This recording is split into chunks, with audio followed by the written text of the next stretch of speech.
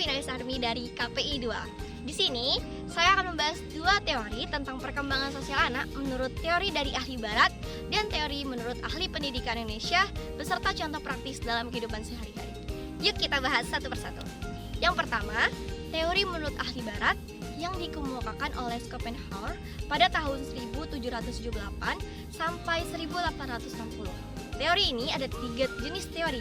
Kita bahas dulu teori yang pertama, yaitu teori nativisme, yaitu manusia berkembang bergantung dari potensi yang dibawa sejak lahir atau fitrah.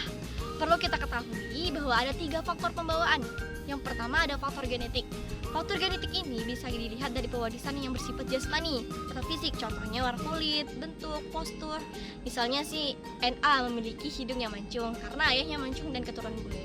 Lalu ada pewarisan bersifat intelektual seperti kecerdasan dan kebutuhan. Contohnya seperti MA sering mendapat juara Olimpiade MTK karena ibunya pintar matematika.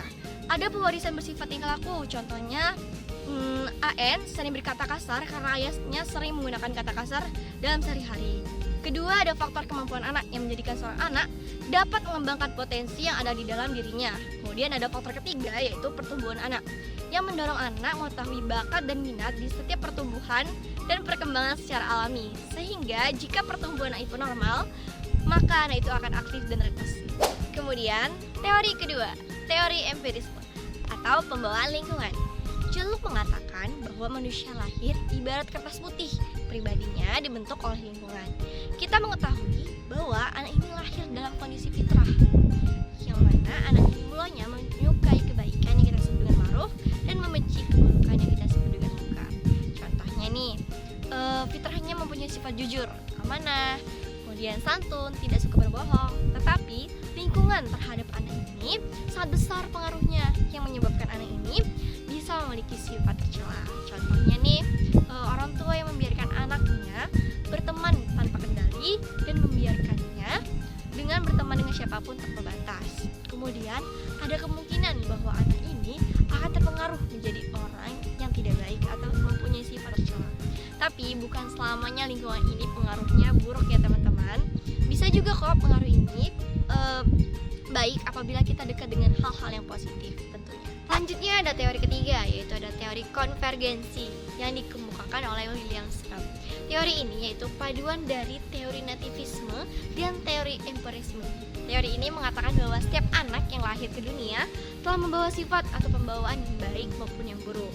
Lalu untuk berkembang, ia mendapatkan pengalaman dari lingkungan yang berada. Meskipun dia memiliki bakat yang baik, tanpa dukungan lingkungan, hal itu tidak akan berarti apa-apa. Sebagai contoh, Tess sering menggambar di atas kertas, kemudian dia juga bisa membuat pola, namun lingkungan Tess ini tidak mendukung. Nah, kemudian maka bakat yang dimiliki Tess ini sama sekali tidak akan berkembang.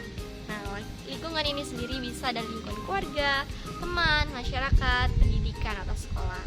Yuk kita bahas menurut ahli pendidikan Indonesia, menurut Kiai Haji Ahmad Dahlan. Beliau menyampaikan ada istilah pusat pendidikan anak, yaitu yang pertama dalam keluarga. Ada ayah, ada ibu, ada saudara, ada kakek, ada nenek, dan ada pengasuh. Maksudnya pendidikan perkembangan sosial itu dimulai dari rumahnya sendiri.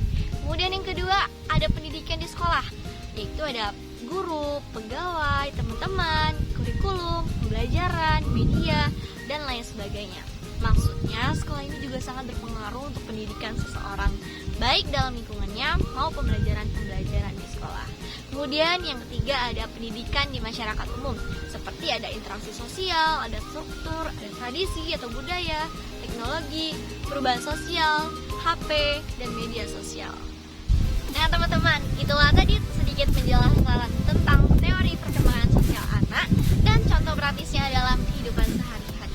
Semoga video ini bermanfaat untuk kita semua dan menambah wawasan keilmuan sosiologi teman-teman. Dan mohon maaf apabila ada kesalahan. Terima kasih teman-teman.